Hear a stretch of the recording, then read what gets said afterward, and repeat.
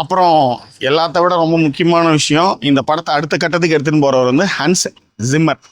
அவருடைய பேக்ரவுண்ட் ஸ்கோரும் சரி, ஆங்கில பாடல்கள்லாம் ஒரு ஒரு இடத்துலையும் வரும். இந்த ரேஸ் ஸ்டார்ட் பண்ணுறப்ப எனக்கு வந்து அந்த பாட்டுலாம் வந்து ஓரளவு சின்ன சின்ன பாடல்கள்லாம் தெரியும். ஆனால் இந்த படத்தில் வர்ற பாடல்கள் எல்லாமே வந்து கூஸ் பவுன்ஸ் மொமெண்ட்.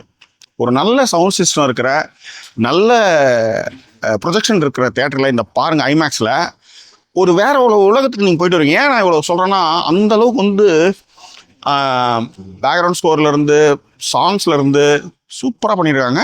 மிஸ் பண்ணாதீங்க. ஏன்னா டெக்னிக்கலாக வந்து இந்த படம் வந்து ரொம்ப ரொம்ப ஸ்ட்ராங். அதுக்காக தான் நான் சொல்கிறேன். அதை விட டயலாக்ஸ் இன்னும் வந்து ரொம்ப நல்லாவே இருந்துச்சு.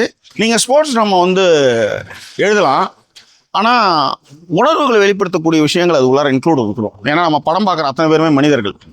எஹ்ரன் க்ரூகனுடைய ஸ்க்ரீன் பிளே வந்து படத்திற்கு வந்து அவ்வளோ வேல்யூபிளான ஒரு ஃபீலை வந்து கொடுக்குது. உண்மையிலே வேற லெவலில் தான் பண்ணியிருக்காங்க.